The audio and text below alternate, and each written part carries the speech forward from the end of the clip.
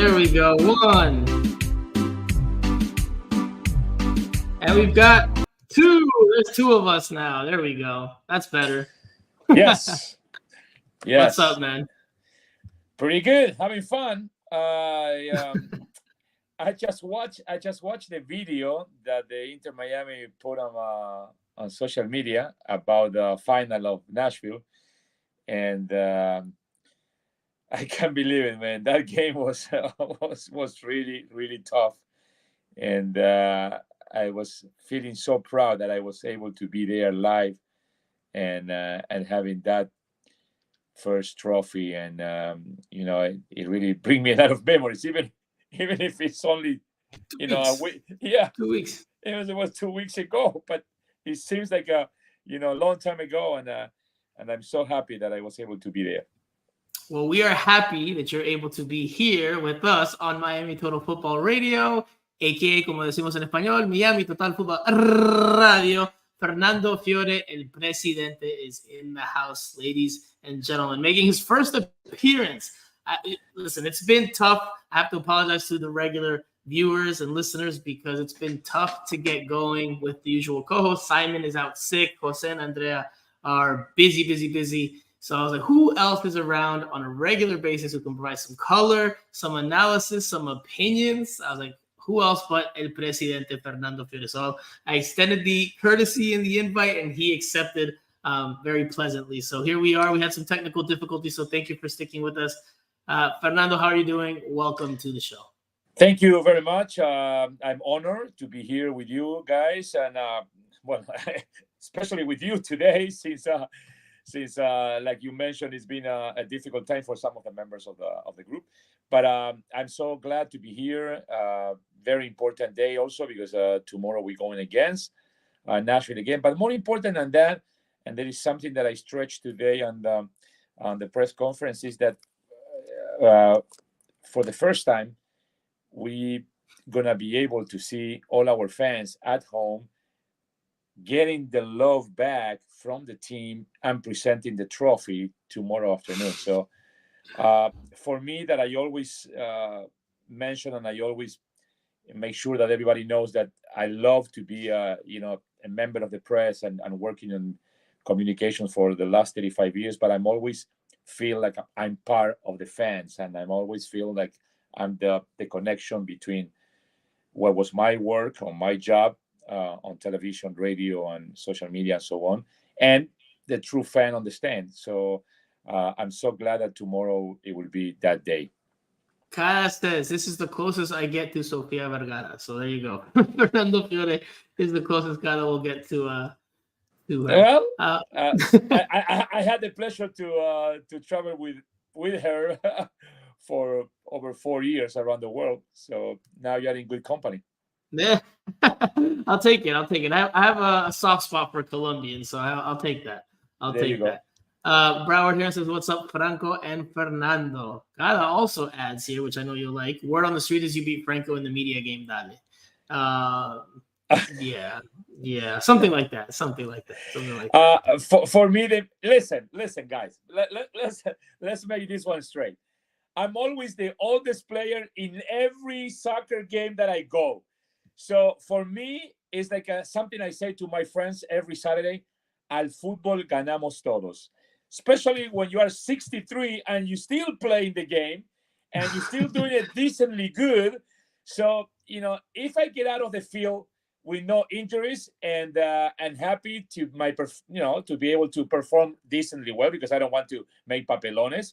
But I hardly ever do. I mean, I cannot be at this age the best player on the field, but I never ashamed of what I'm doing on the field yet. So I'm so happy that I'm still can play every Saturday with my friends, the Super Golden League, and we are a great bunch of guys that we play every Saturday at Stadio Soccer, 6v6, and then we have a wonderful argentinos, asados argentinos que son una delicia. So invita. I would like some Argentino asado. Just to eat. I just want to eat. I just want to eat, brother. I don't want to play. I'll referee. I'll pull a referee and I'll referee. We have plenty of people that plays and plenty of people that eat. So that's what happens. Sometimes we gotta difficult to control the crowd. It's a great group. It's a great group of friends of mine for over 20 years. We started, playing. More than 20 years. I was playing with the Univision team back in the 90s, and then I created the group, the Golden Years Soccer League. That it was a bunch of guys that we started in 2003, and then that was 11v11, and then after COVID, we decided to go 6v6. It's much better for us now, and we're having such a great time since 2020. Tank 721 says, un asado, ¿quién hace el chimichurri? Very nice. Sí, tenemos gente que hace chimichurri. Tenemos la esposa de uno de nuestros amigos que juega al fútbol, que es una amazing repostera. So she brings a lot of great cakes and alfajores argentinos. So we have everything covered. Pretty much, we have everything covered, and we have houses by the beach. We have houses of some of our friends with swimming pools and parrillas, and we can't complain. We are living la vida loca in football. Well, you're going to help me cover the last couple of games as well as this week's midweek game, right? Because there's been a lot that's happened since we last recorded, again, because of the hectic schedules of the co-hosts. Simon South, which we wish him a speedy recovery. He should be okay, but just a little under the weather. So, Fernando, let's start with the most recent game, right? The match against the New York Red Bulls, which Inter Miami won 2-0. It marked Lionel Messi's debut in Major League Soccer officially, right? So, but he did so only 30 minutes. Only 30 minutes. But it was more than enough to make the people on the stands feel like they get their money's worth. There was a lot of people, including members of the media family, that they were very concerned about, so many people buying tickets, very expensive tickets at the New York Red Bulls, a wonderful stadium, which I have. I was. You have history there, right? We both have history there. I was very happy. Yet, not only that, but I was the MC of the groundbreaking of that stadium. I still have the shovel somewhere here in my apartment. The shovel that we get that day. It was a very important moment. It was very close to my home, to my original home when I came from Argentina. I used to live in Hoboken, New Jersey. So when it was the groundbreaking of that stadium, it was a moment for me that it was amazing, because I moved from Argentina to Hoboken in 1980, and then so many years later I was the MC of the groundbreaking, and then with República Deportiva we went there of the inauguration of the stadium also, and again with the New York Red Bulls. So a lot of good memories. Anyway, people pay a lot of money. They have their money's worth. Obviously, it was a big pro Messi stadium, because it's a lot of Argentinians and South Americans in New Jersey and New York and all that area. So it was completely different atmosphere that it was in Philadelphia, and Nashville and Cincinnati. It was more like the atmosphere that it was in Dallas, which I was in all that games except the one in New York.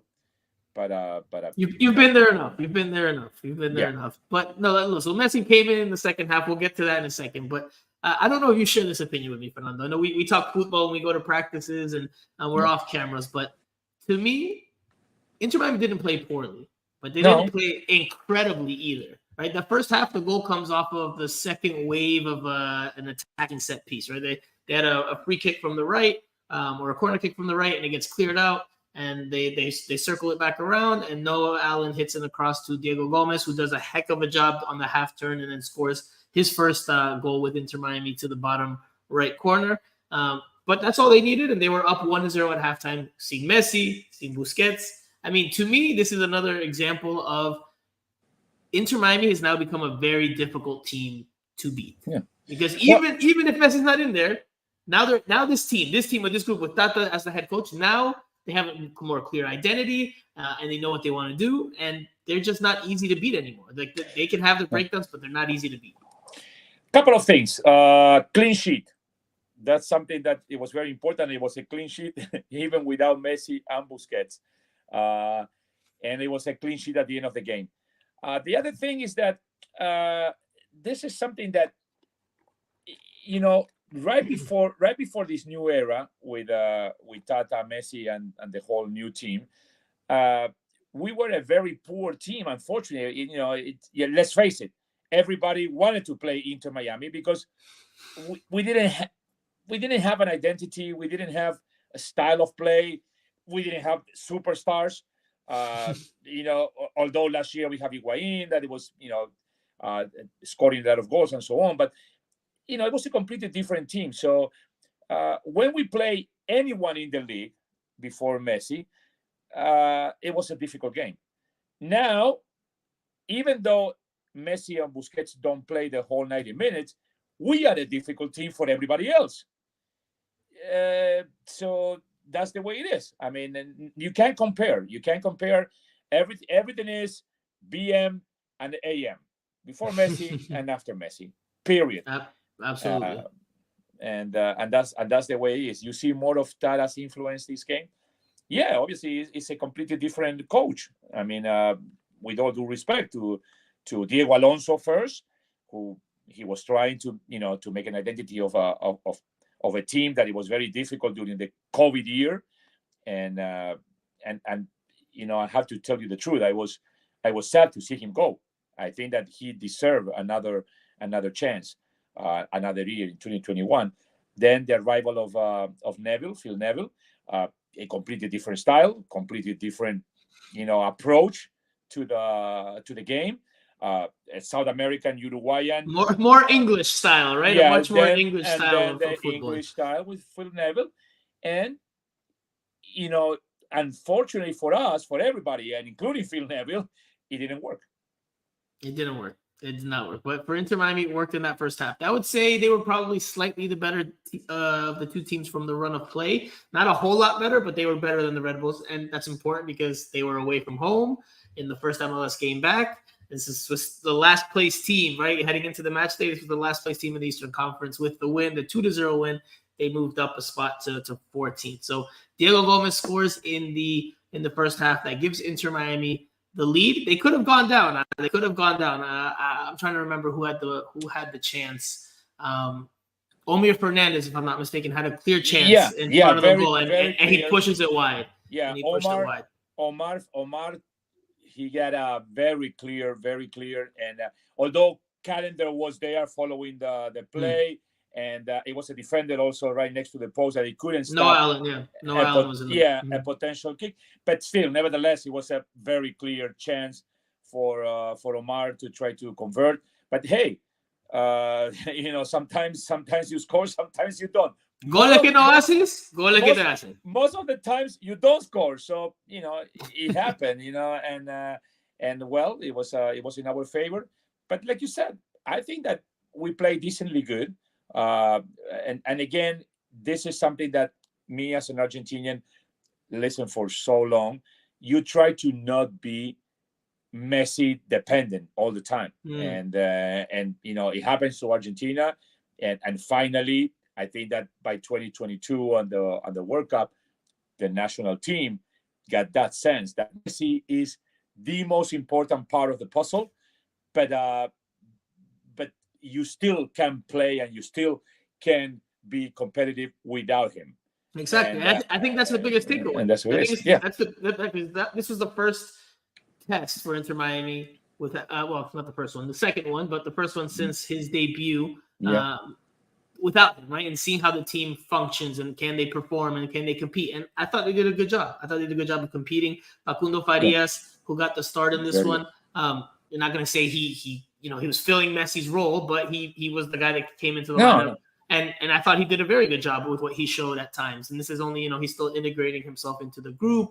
Iba a mejorar con el tiempo with more games, more minutes when he gets the understanding with the teammates. But he did a good job, and I thought the team competed well. In the second half, The Red Bulls. Let me press. let me just say something that is is in the line between funny and dumb. with all due respect to the people who says the line that I'm gonna tell you now, but when everybody tells as an excuse, you win because you have Messi.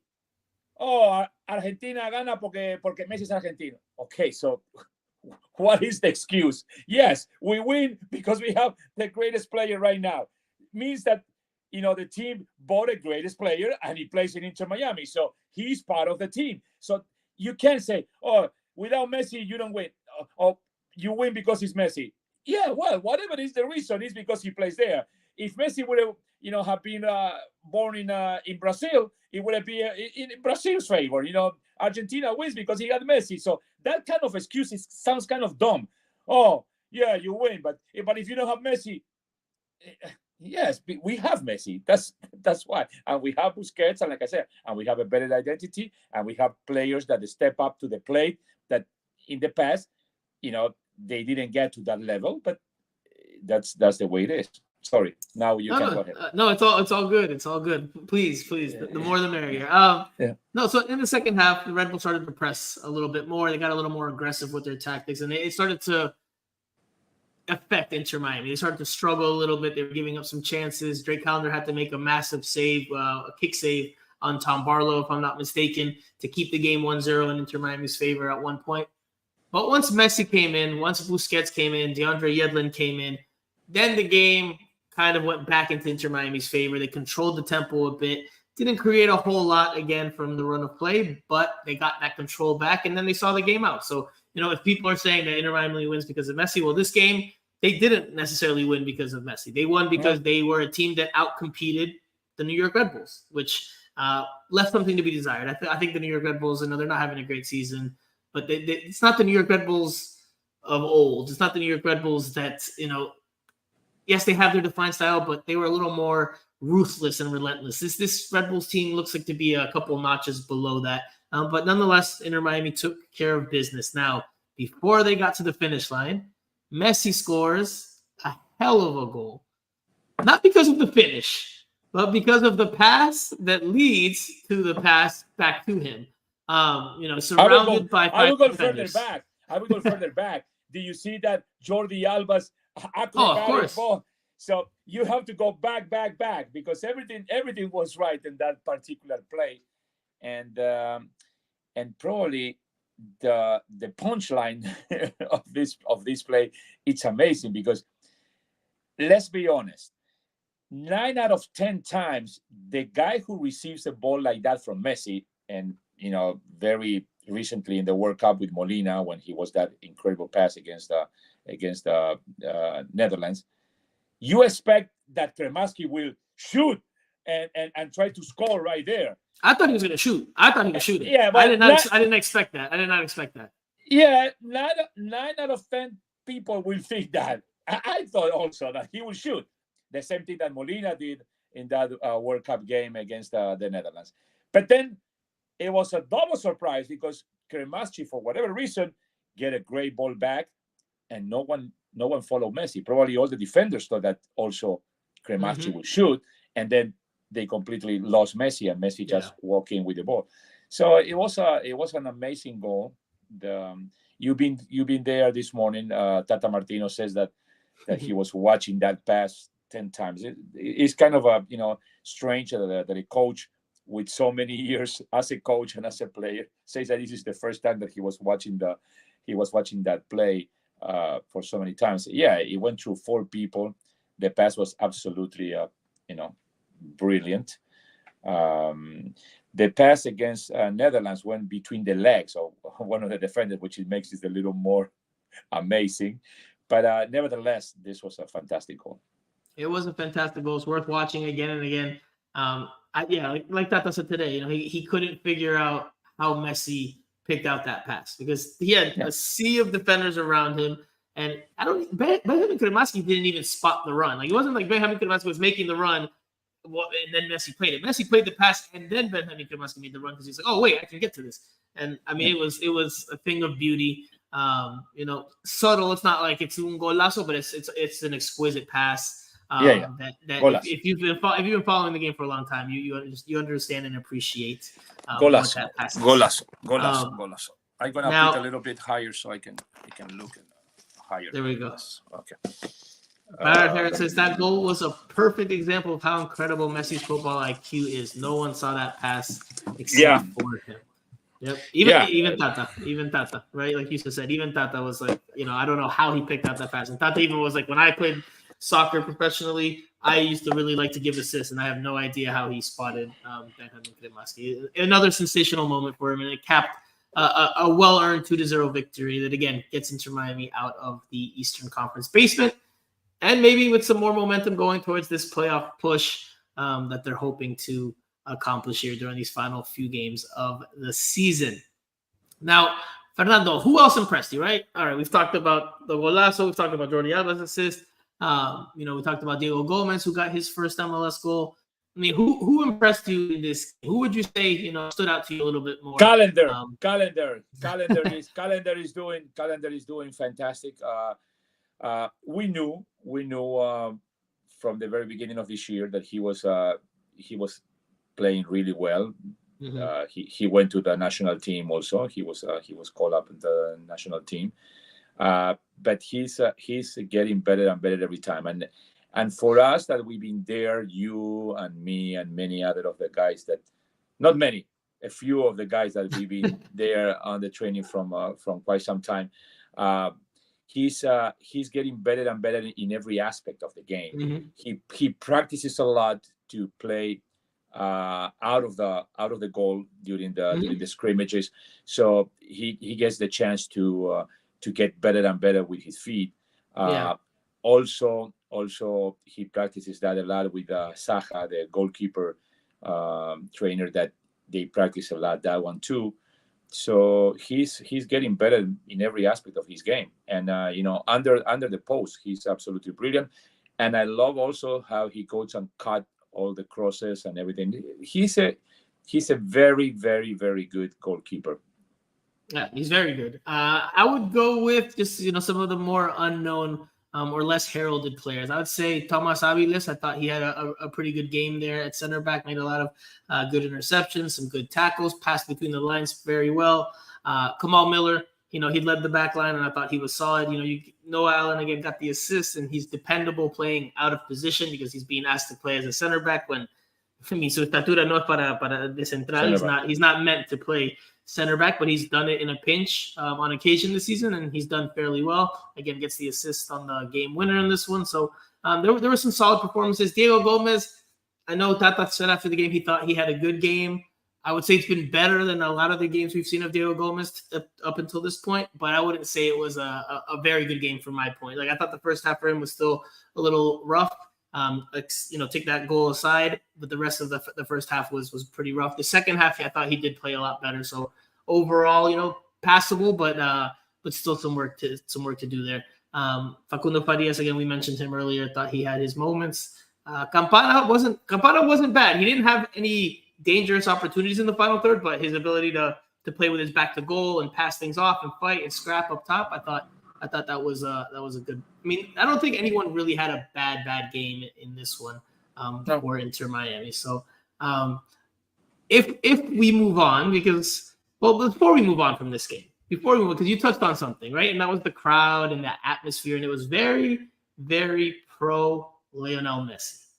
We can talk about why or what went into that. We both have ties to the Red Bulls. I covered them for a long time when I first moved out of South Florida and spread my wings and grew up a little bit as a human and as a reporter. But let's listen to this from Kamal Miller first post-game about the atmosphere and the environment, and then we'll dive into it a little bit more. This is Kamal Miller after the game. From my perspective, all the places and cities we've been so far, this has been the city that has appreciated his presence the most. The amount of people outside the hotel and our arrival to the stadium, it was probably thousands out there waiting for him. So pretty amazing. And yeah, when he got in the game, the reception was great, and he deserves it. So we're all happy to be able to witness it so close and be his teammates. Yeah. What do you think? Why was this one so pro Messi as compared to maybe Nashville, Cincinnati, and Philadelphia? Right? We Well, talked about this a little bit earlier, but why do you think? Give us some yeah, of the reasons. I mentioned before. There's a lot of Argentinians and South Americans. I live there in that area, and there's a lot of Argentinians and in New York, and they were probably coming in hordes from Queens, bringing up all their families and with all the jerseys, and let's be honest, it's a reality. New York Red Bulls do not have a very strong, and with all due respect, I know they are fans, and they are, they are fans that they've been there from day one since Metro Stars. I follow the team, and I was very close to the team for many years. When the Fusion fell down, they they bought me up with a lot of swag from the New York Red Bulls.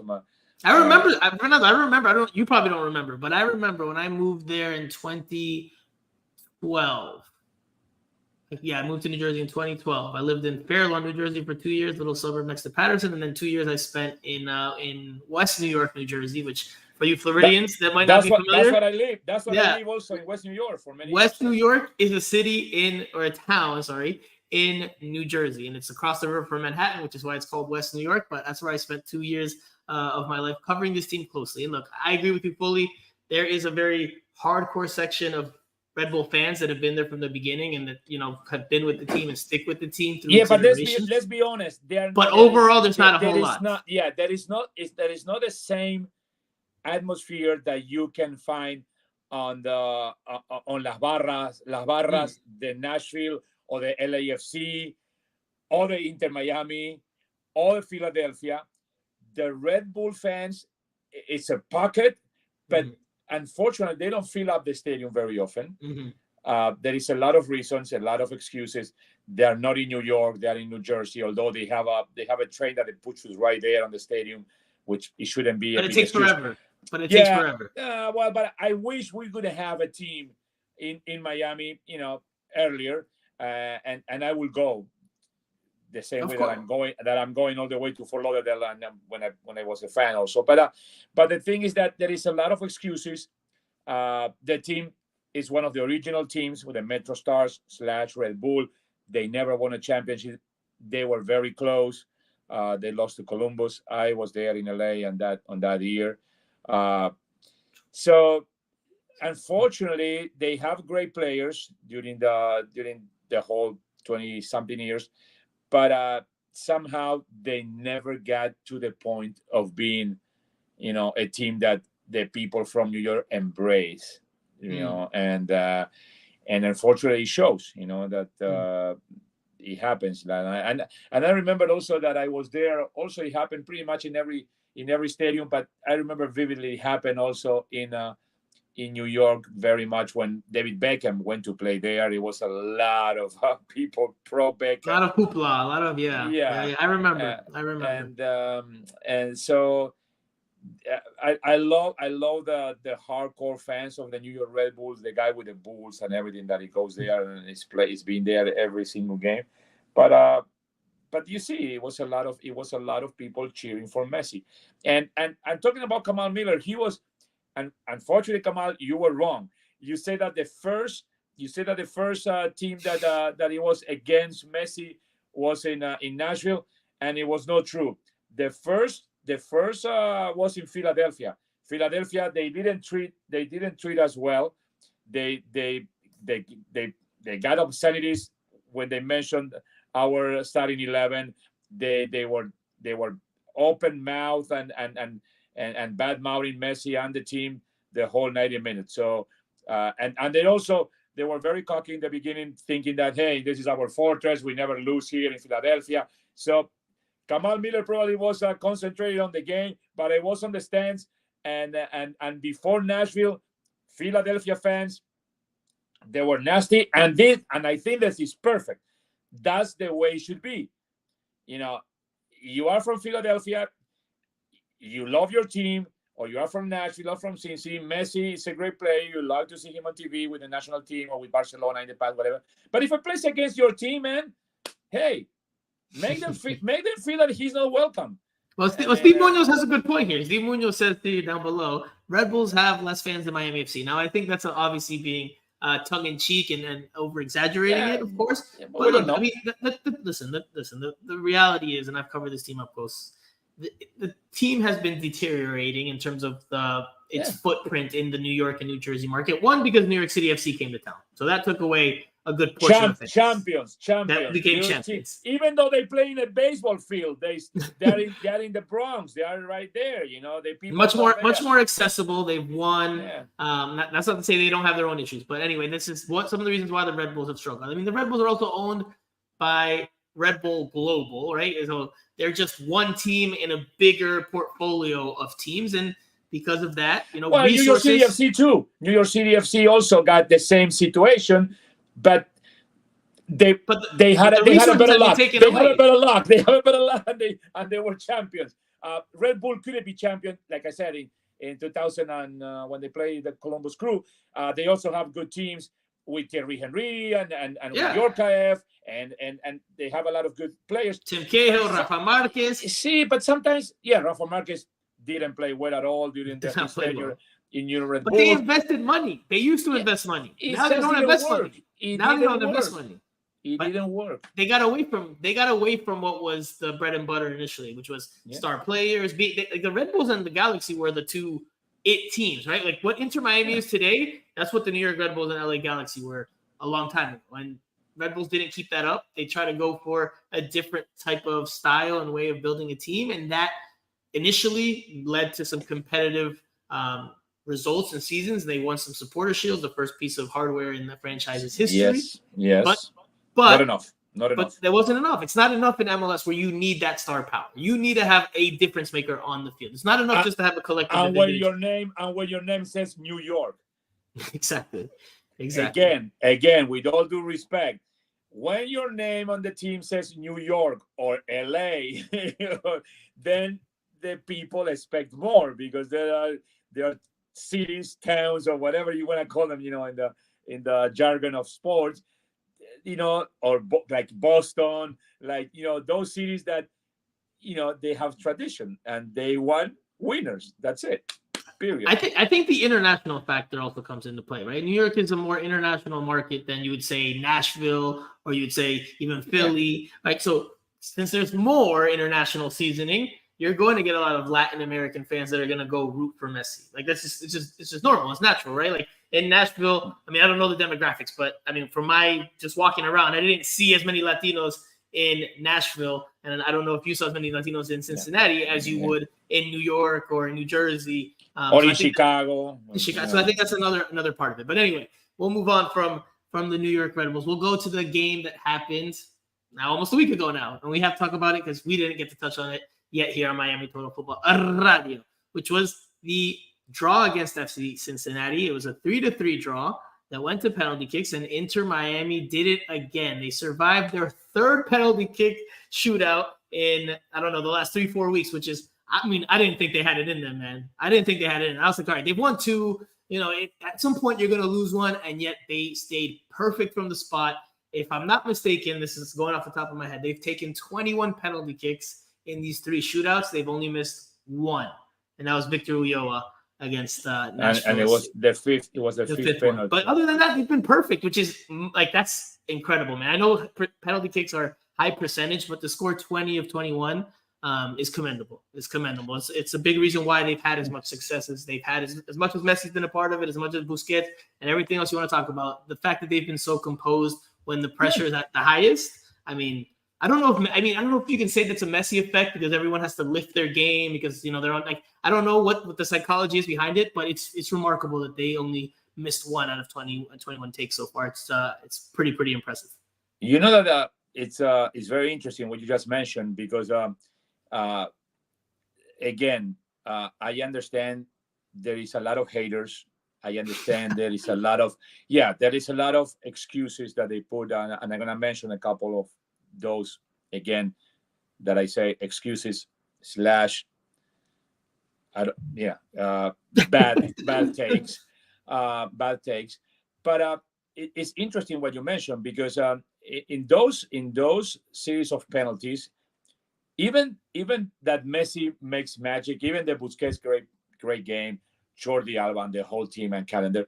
But if any of the players of the team don't score all those penalties, nothing will happen. So even though that we thank Messi for being on the team and make magic in every single game, we have to give credit to the rest of the team, especially in that situation you mentioned, because we can easily miss a couple of penalties out of 11 guys shooting, including our goalkeeper, and then that's it. Everything is gone, and no one will remember, or everybody will try to forget about what Messi did, and it says, hey, but you lost.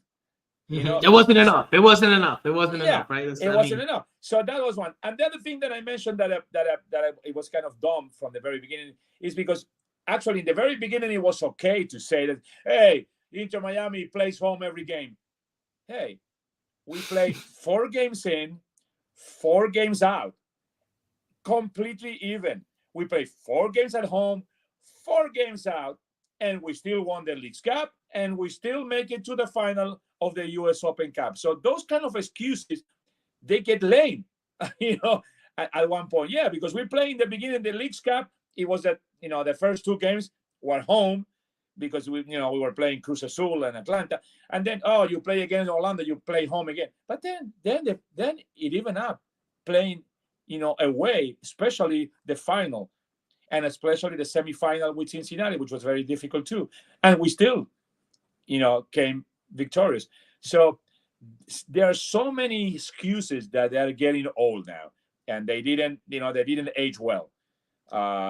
Listen, but I get it from a neutral perspective. Like, if you're not an Inter Miami fan and you're not necessarily a Messi fan, like, I can see why you would why Inter Miami could be the team to hate, right? Like when the Miami Heat had LeBron, Chris Bosh, Dwayne Wade, they were the team that if you weren't a Miami Heat fan, you hated the Miami Heat because they were that superstar team. They got a lot of attention that everybody would talk about every single day. So I understand it from other people's perspectives. I understand why they look for reasons to nitpick. But I mean, like you just said, when they haven't lost a single game yet, and this goes back to the Cincinnati game, I mean, they were down 2-0 in this game, Fernando. It didn't look good. It looked like this was going to be the first time they lost. It looked like they were not going to make it to the Open Cup final. And then Messi and Campana come up with 2 big moments, especially one deep in the second half stoppage time to force extra time. And that's what I'm saying. I think this Inter Miami team is going to be very tough to beat. If and when they lose their first game with this group, it's either going to be because they're so depleted from the international call-ups or because the other team just played a perfect game. I don't see any team beating this Miami team unless that team has a perfect game. If Messi's there, if Busquets is there, if you have your usual suspects. I think this Inter Miami team has gone from being, like you said earlier, the team that everybody wanted to play to the team that is going to be very hard to beat. Very hard to beat. Because even when they play bad, all it takes is 1 or 2 moments, and they still find a way to get the result. Which, listen, from the outside, Fernando, we've been through some dark times covering the team. Yeah. I mean, it's nice to have this change of pace, right? It's nice to the environment around practice and the training facility is much more pleasant. Everyone's much more smiley. We're not asking as many difficult questions now because, again, the overall vibe and story and narrative is positive. Everything's changed with this team. It's remarkable. I've had people message me and they've been like, have you ever covered a team that has had it, the flip switched that quickly? And I don't think so, man. They've gone from down here to, yes, they're only up here now, but it feels like they're much, much higher with everything they've accomplished over the past. More power to the ownership. Like I said, it was a difficult beginning with COVID. Everything was really difficult, especially for us as a new franchise. Yes, we all know that it wasn't perfect, our first years, but hey, more power to the organization to make the changes, to bring a new sports director, to bring a new coach, to say, hey, everybody makes mistakes, but more power to to the ownership to say, you know what, we have to get in a different direction. We had to go in the direction of having the best player in the world. I love it, man. I love it, and I understand, like you said, of all the other people that they hate us. I think it's perfectly fine. Listen, I'm a River Plate fan, and you know that I hate the other team, and it's nothing wrong. I mean, the other team, the team who shall not be named. Yeah, I don't need to mention them. Voldemort style. We are rivals. We are rivals, no enemies. Can I ask you for a favor? Can you just talk for 2 minutes so I run to my refrigerator and get a Coca-Cola? Of course. I actually had a question for you, but we'll hold it until you come back. I have a question. I'm going to put you on the spotlight, but I'll wait till you come back. Look, we'll go back talking about that game, or I'll go back talking about the FC Cincinnati game, because, look, that game was the first match that they played. I would call it a 5-3-2. If you want to call it a 3-5-2, you can. I would call it a 5-3-2. And they played very poorly. I thought Tata Martino got it wrong in that sense, because he took them away from being the possession-based team that they are. And yes, Cara is having a ball that Fernando went to go get a Coca-Cola. But look, I thought Inter Miami played a poor game in that one, and yet again, they still were able to salvage it late, force extra time. They took the lead in extra time. They couldn't sustain that. They gave up an equalizer, but they go to penalty kicks, and once again, they prevail on penalty kicks. Drake Callender makes a save on Nick Hagland in the 5th round, if my memory serves me correct. And then Benjamin Kremaski, who got an assist in that game, scores the decisive penalty kick. And Miami advanced to the Open Cup final, which will be played. Circle your calendars, ladies and gentlemen. The Open Cup final will be September 27th. Yeah. At DriveThru Stadium. We thought it was going to be at Hard Rock. Jorge Mas had told us in an interview about a month or so ago that if they made the final, that there was a chance that it could be at Hard Rock. But apparently that is not to be. It's going to be at DriveThru Stadium. Tickets have already gone on sale, and they're not cheap. But it's a chance to watch Inter Miami lift another piece of hardware at home. Yeah, it's going to be an interesting night on September 27th. So, Fernando, you got a yellow card, huh? Tank721 says yellow card for Fiore. Yeah. I actually. Simon Evans says Cola breaks are allowed. No one told me. You asked for it. You asked for it. There it is. Simon Evans says Cola breaks are allowed. No one told me. Simon, we wish you a speedy recovery and hope you're back to full health soon, so we can get you back on the podcast, my friend. Yeah, but now, Fernando. Look at my check this out. He's all Inter Miami out over there. He's got the mug, he's got the jersey, the whole thing. It's as if you sometimes do radio for the team. It's as if. Fernando, I do have a question for you. I'm going to put you in the spotlight here. This is for you. All right. In that game against FC Cincinnati, Leonardo Campana got the start up top. He scored both goals in regulation to help force extra time. And this was after his very badness in the Leagues Cup final. This is literally days later. He responds with 2 big goals to help force extra time. And the penalty. And the penalty kick he converted in the Leagues Cup final. But Fernando, talking point for weeks, not only here, but just on social media, anybody who covers the team. You've seen the debate, you've seen the conversation. Who should be starting up top for Inter Miami? Campana. Should it be Campana or should it be Ya me la respondiste. I didn't even get the multiple choice selections out there. You already gave it. Why? No. Why Campana? Why do you say Campana? No. Because it was a joke. It was good to have you before you give me the multiple choice. No, Campana, Joseph, or you got somebody else? No, those are the two. Those are the 2 starting striker options. Who would you start if you were coaching? Who would you start and why? Yeah, you really put me in the spot. I probably would say Campana because sometimes los goleadores they're not in a good moment, and it happens to Joseph lately. We were expecting maybe too much from him because his past with Atlanta United, he was a scoring machine. It was not the case with Inter Miami. It was not. So Campana got a problem with injuries in previous years, and every time he was coming back, he was doing a good job, and then another injury or something will happen, and so when Javi Morales.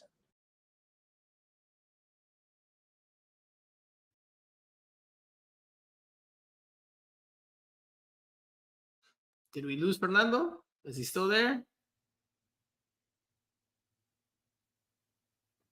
It froze on my end. I don't know what you guys are seeing here. Let me know because it's frozen on my end.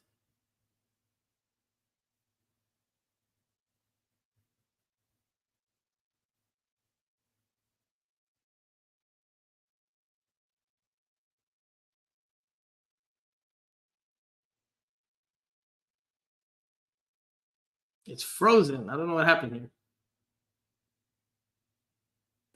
Oh, Fernando froze. He's reloading. Let's see if he gets back in. Yeah, I'm. Wait. I'm around. We just lost connect. Here we go. Joseph Martinez just cut off your Wi-Fi. It was Joseph Martinez. No, it was Joseph Martinez. So to be honest, there were quite a few games that Joseph didn't perform, to the standards that we were waiting for him. Even Messi tried to help him, giving the ball for the penalty kicks for him to score and get his ego going back to where it belonged. I would say at this moment, I will go with Campana, even though he missed that goal that it reminds me of Higuaín in 2015 on the Copa America, but he rebounded pretty well right after missing that goal, and then he went and scored twice. And yes, I know that the Messi's passes were perfect. Messi is a genius and all that, but you have to be there to connect, because it doesn't matter if you make the perfect pass, the perfect arch over the top defender and get in there, but if your number 9 is not there to score and change the direction of the ball and make the 2-2 in the very last second of the game against Cincinnati, then the perfect pass means nothing. So I give it, yes, all the credit to Messi for the great cross, but all the credit to Campana to be at the right time, at the right place, and connect. So very composed as well, right? Because some people in the heat of the moment might try to overdo it or mishit it. He just calmly, coolly headed it to the back of the net. Yeah, and make it change the direction and go against the goalkeeper's step. So I will play Campana as the starter. Joseph did score in extra time of that game, right? Benjamin Kremaski feeds him a through ball. It was yes. So he scored. It's like they're both starting to pick up their level, and they're both starting to push each other a little bit more from where it was which is fine also. Which is great. Which is great for Inter Miami. Yeah, and actually, if you think about it, you need 2 strikers, that they are reliable, and sometimes one of the 2 will gonna have a better performance over a couple of games, and both of them would like to be the starters, and that's the way it is. You never should have only one number 9 in your team. Mm-hmm. So it is what it is. At this moment, I will put Campana. Maybe, if Martinez start to score like crazy, I would say, hey, okay, let's try with Joseph. But I think they're both good enough. It's close, right? It's close. It's not like one is miles better than the other one right now. That's exactly it. It's close. That's it. But although the consensus, at least here in the comment section, is Campana. Broward, Philip G says Campana is better. Broward Heron says Campana all the way with 3 Ecuador flag emojis. I mean, Carlos C here, Campana gives us more options on set pieces and is a better defender as well. I agree that I think Campana is the better at this point in their careers, the more well-rounded striker. I agree with that. But I've also made the case that I understand why Tata goes to Joseph. I understand the reasons why, or why I think he's doing it. Joseph Martinez gives you a little bit more in el colectivo, right? In the collective run of play, he can give you a little bit more because he plays the ball quickly. He gets you those one-touch passes, which, you know, sometimes you want to see the striker take a player on, but if Tata Martino wants them to be, you know, tiki-taka, for lack of a better phrase here, then Joseph Martinez is more of that player who's going to quickly pass the ball and move. You see him when he's playing alongside Messi, right? He normally passes it back to him and then starts making his movements forward. So if that's what Tata wants out of the striker and doesn't want necessarily someone that's going to hold it up and slow things down, then I understand why he's going with Joseph, although I agree with you and I agree with a lot of the viewers and the listeners here that I would go with Campana, me personally, because all the other things we've talked about. And don't forget, Tata Martino knew Campana from a brilliant season when he was, like I said, a scoring machine. And Joseph Martinez, you said Campana, Joseph Martinez. Tata to Joseph Martinez, yes, he knew Joseph from Atlanta. So you want it or not, you will give the chance to a player that you know for so long and that scores so much for your team and they give you so much, energy at one point in your career. And that's it. And you give them the chance. And then if it doesn't work, then you start to making changes. And then that's what Tata Martino is doing. I think is the only thing that I don't like is when you start to put them one game each, and try to say, two games, because then, they lose the concentration. You have to be one that is there, and then the other one is waiting for their opportunity. That's it. And sometimes, remember in the beginning when Tata came in, sometimes maybe you can put them together.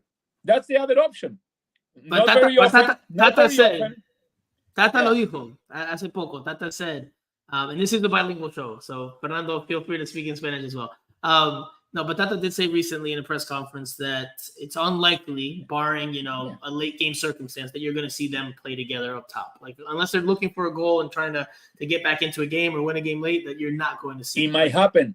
It could happen. They did play together. They did play together at one point, and it wasn't that bad neither. It's not the very famous Crespo Batistuta thing with Argentina. Ooh. I'm always coming back to the examples that I have right there. That's a great one, though. That's a great one. They didn't play together because they thought, Bielsa didn't think that they could play together. And maybe that's right. Maybe that's wrong. It depends on your opinion.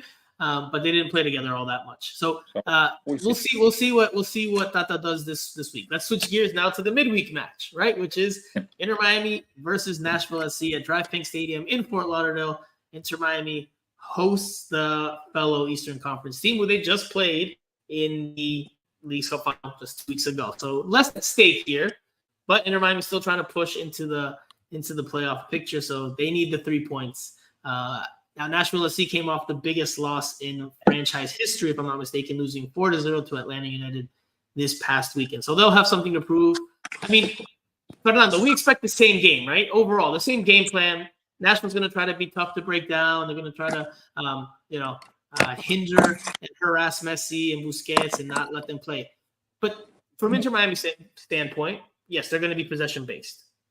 But do they go with the 4-3-3 that they've been playing, or do they go with this 5-3-2 that we've seen in the last two matches? What do you think? Actually, I like both systems, and I think that, like you said, exactly the same situation with Joseph Martinez and Campana, that is not one much better than the other one, or the other one is much worse than that. I don't think that at this moment, it will be like, okay, we play 4 in the back, it's perfect, but if we play 5 in the back, it's really bad. I think we can go either way, and I'm comfortable. I'm comfortable with that. I will have to get more chances to Avilés to see how can he perform. Very young kid. I have very good reports and scouts from my friends from Racing Club in Argentina. They told me that the kid, it's really good and he can develop into a very, very good defender. But I will try to get Avilés more time, and I think that in that particular mood, they will have to play with 3 center backs and 2 more, on the wings. So I will play with 5 in the back, or whatever you want to put it, 3 when you defend and 5 when you attack. But I don't think that I like that much Miller and Christoph as the last 2 center backs in the 4 back line. I think that, yes, there are games that they play well. I remember Christoph putting a great ball in the attack to, I think it was Joseph Martinez in one of the goals. Against Philadelphia, yeah. I think that Miller can play really well. And, the game against Dallas, to run back and be able to catch up Ferreira, even though Miller looks like like a linebacker, and he can go all the way back and run in and catch Ferreira. But I don't feel like in a back 4, Miller and Christoph will be able to be together for much longer. I don't see that one.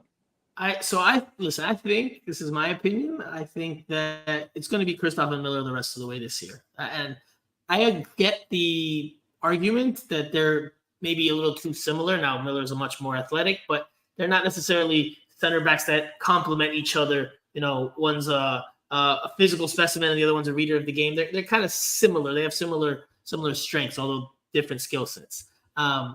I think it's them two the rest of the way. I think Aviles will get his playing time. He'll get his minutes here and there.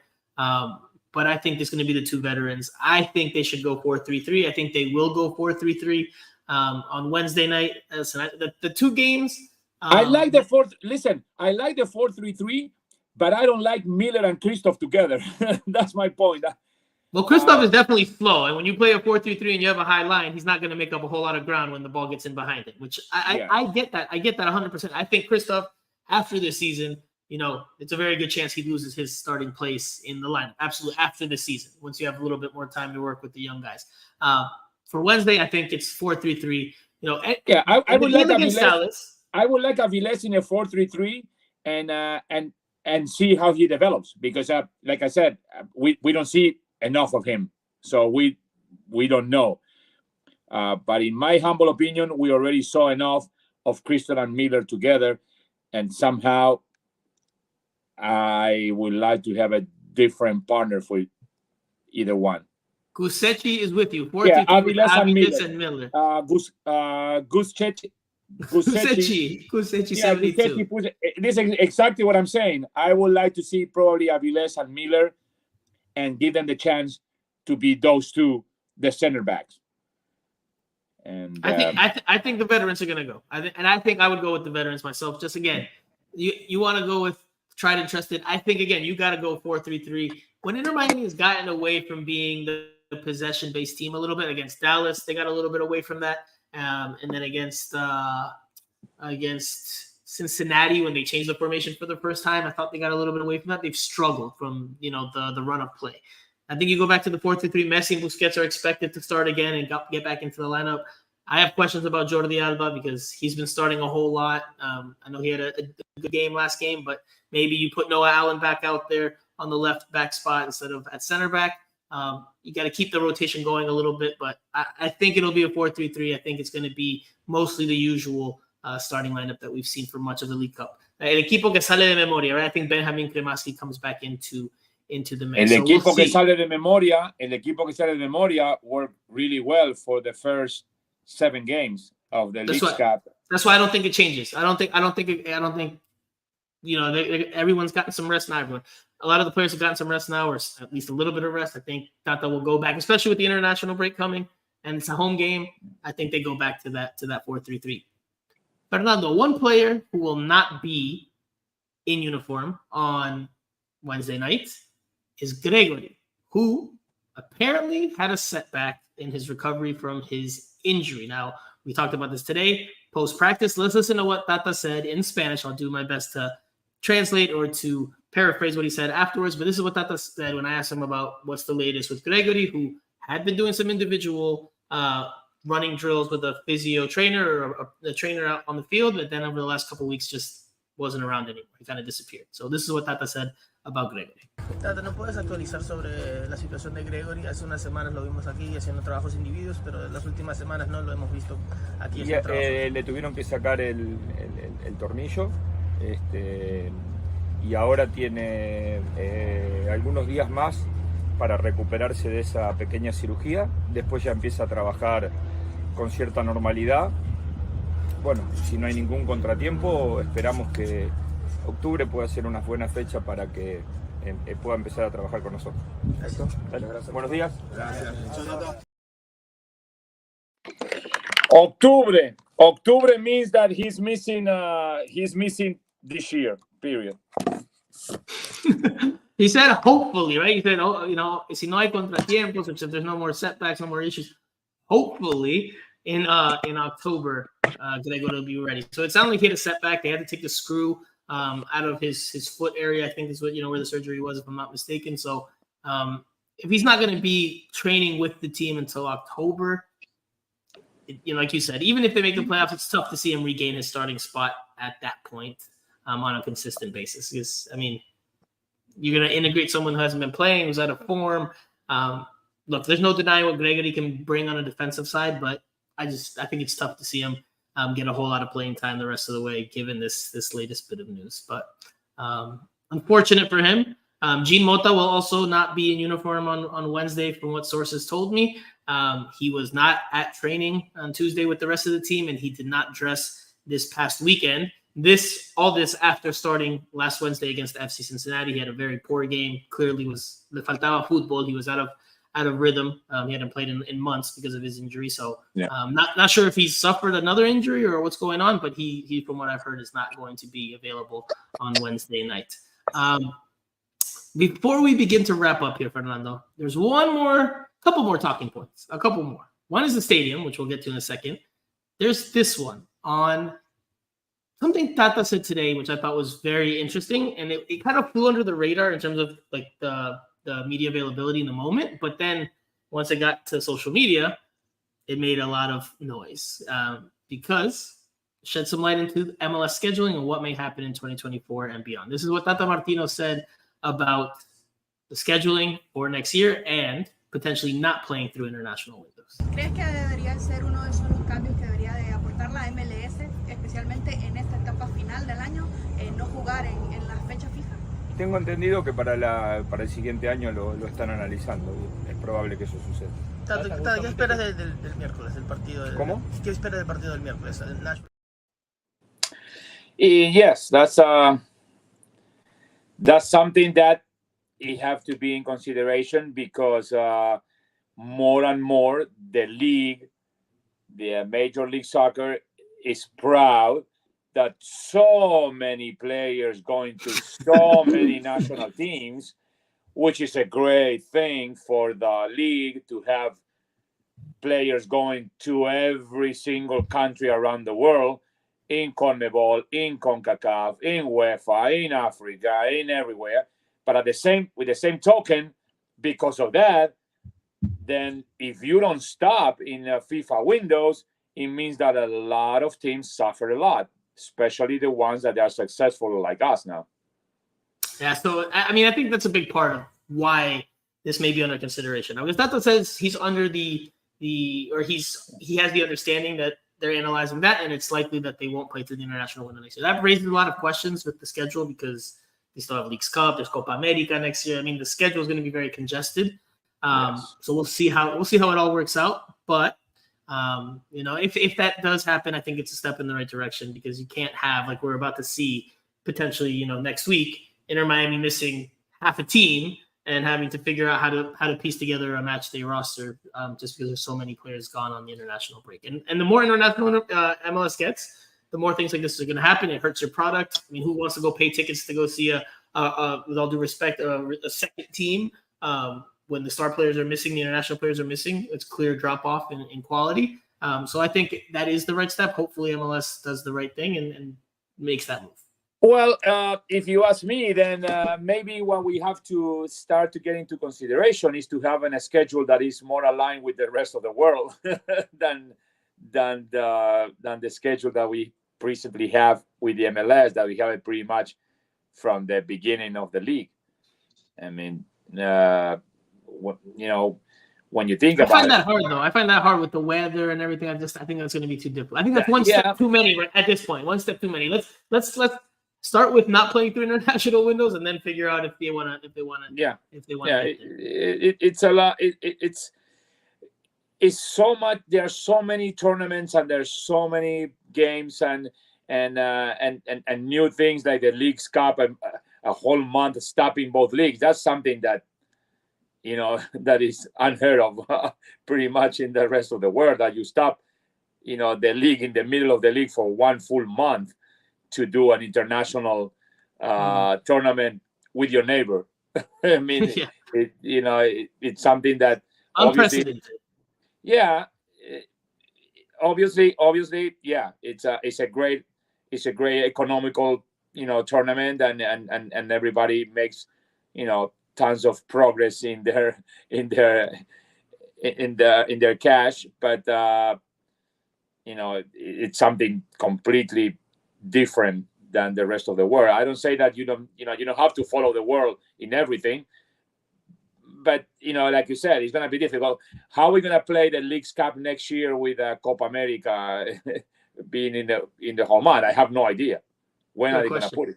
Good question. So, I mean, there's been talk about maybe MLS teams leaving the U.S. Open Cup, which I think would be a mistake, but that's possibly one tweak that could be made in 2024. We'll see what happens, but that dropped a little bit of a bomb there in terms of the schedule. All right, Fernando, it's getting late, so we'll do one last topic here.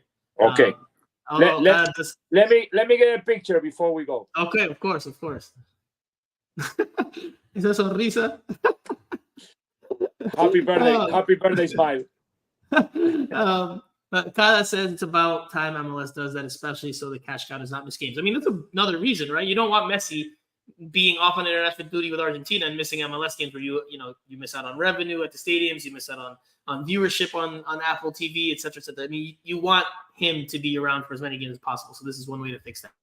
All right. So the last talking point is the news that came out on Monday, which is that Inter Miami has started construction on Miami Freedom Park, which is set to open in 2025. Now, we don't know what that start of construction entailed. Was it just putting a shovel, like you said you have back there, into the ground and taking a little bit of dirt and saying that that's what the construction began? I mean, there was no images, there were no details, but officially Inter Miami is saying that they have started construction, which is at least something of an update. People have been clamoring and asking for some information there. So, there's going to be an official groundbreaking at some point later this year, apparently. So good news all around for Inter Miami these days, huh? Yes, and I'm happy about it because for so long, like I said, we started with the wrong foot with COVID, and pretty much, unfortunately for us as Inter Miami, it was a lot of bad news when we started this franchise. Postponement of our brand new stadium inauguration, that March 14, 2020, training during COVID, with the team doing, separate things, and everybody was doing their training by themselves, all the players, and not contact with the teammates, through the whole season, with so many difficult things and injuries and new players and new everything. So there was a lot of things that we suffered through the first 3 seasons, 3.5. So finally the wheel turns around, and now we are having the greatest time with a lot of good news. And like I said a few minutes ago, I think we deserve it. I think that more power to the ownership for correcting the things that they were not right. More power to the true fans, La Familia, that they were there through bad times and bad weather and bad everything, and thank God that we are all around. And now Southern Legion and Vice City and Nación Rosa y Negro, the Siege, Los Messias 305, everybody's happy. We have our first trophy, our first silverware, which is unbelievable good, and everything is good. So now we have also. It was a long time to developing that idea and project of Freedom Park. Now everything is going the right way. Matias Torres says it's an hour and 45-minute ride for me, but I'll still show up to every match though. And then you got a couple of boo Messias 305 from Cada, and Broward Heron says, please don't mention the Messias. I know a lot of people. Listen, guys.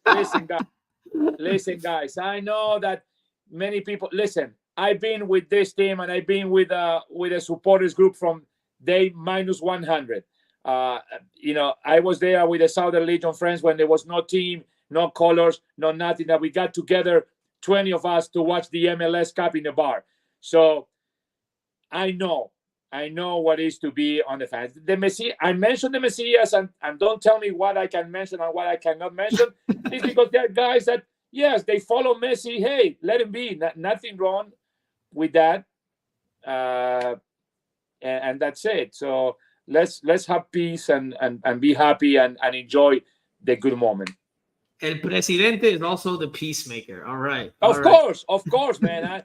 I have, I want to be everybody happy, and it's very difficult to get that stage. It's impossible to make everybody happy. It's pretty much impossible. So now that we're riding in the good wave, let's enjoy it. Okay, let's don't look for mistakes and wars and problems. Let's have a good time. Fernando, I'm smiling heavy because I think you've been mostly very positive, which is, welcome, because a lot of the viewers and listeners criticize our esteemed colleagues Jose Armando and Andrea Llanes because they're critical. So some people view them as negative, which, that's fine. It's their opinion.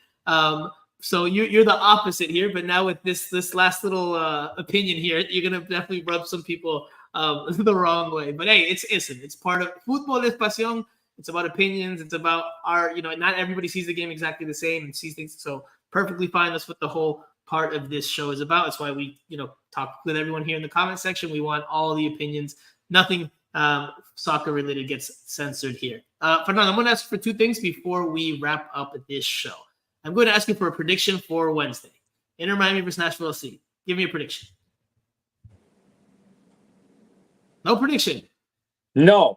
Because I didn't give any prediction in the previous 9 games since we started the Leagues Cup. So what I'm gonna change my tradition now?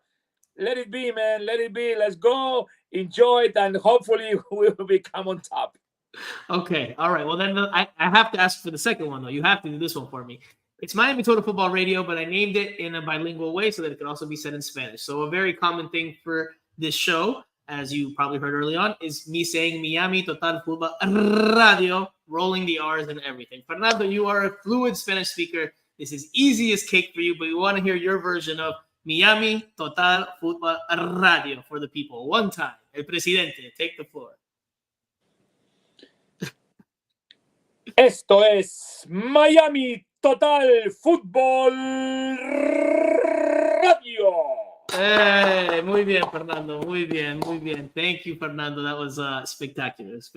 Some people try really hard and can't get it, but that came off effortlessly. I see a lot of results, predictions here, but we'll wrap up because it's late, and I know you need to get some rest and some beauty sleep before tomorrow's game. Fernando, thank you so very much for joining us. You are welcome to come back at any point. I think your overall positivity would probably help balance the scale a little bit with Jose and Andrea's criticism. I'm critical too. I'm very critical, especially when the team's not doing well. But even when they start doing well, I'll sing a different tune. Jose and Andrea tend to stick on the critical side all the same. Which, hey, listen, that's fine. No problem with it. But anytime you want to come back on, brother, you're free to do so. Okay. Thank you very much. I'm so glad you can hear us on our radio, which is the broadcasting is in English, but obviously because I'm part of the team again, like I was in the first 2 seasons, I would roll the R's, and I will bring some Spanish also to the broadcasting, and with my wonderful partners, Thomas Rongen, pretty much in every single game, and then the play-by-play we've been in a rotation with Chris Whittingham and Phil Sean, and also with Malfa, which is going to be tomorrow in our game with Joe Malfa. So it's a wonderful feeling to be back on that broadcast team that gave me so many great memories the first 2 seasons, and I'm really happy to be back. And so you can see me right there doing the field reporting from the Northwest corner.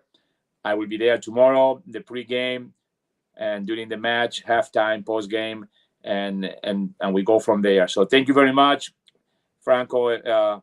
Say hello to Pichicho. Say hello to People don't know that story. People don't know. So Fernando Fiore and I are not just colleagues. We also have like ties through family friends. So it's the Pichicho is my stepfather, who has ties again to Fernando's wife. So there we go. We have some history, Fernando. And I actually bent his arm and twisted his arm to come on the show this week. I said, if you don't come on, I'm going to file a complaint to the family, and then we're going to have some issues, Fernandito. No, Fernando, in all seriousness, thank you again for coming on. I'll see you tomorrow at the stadium. Thank you to all the viewers and listeners for taking part today. We really appreciate you guys sticking with us, especially through the technical difficulties early on. I promise to be back later this week after this midweek match before the weekend game against LAFC. Got to figure out who in the bunch comes on, but we'll figure all that out. So for now, thank you guys for listening. Please don't forget to like, comment, share, and subscribe. Gracias al presidente Fernando Fiore. We will talk to you guys later in the week.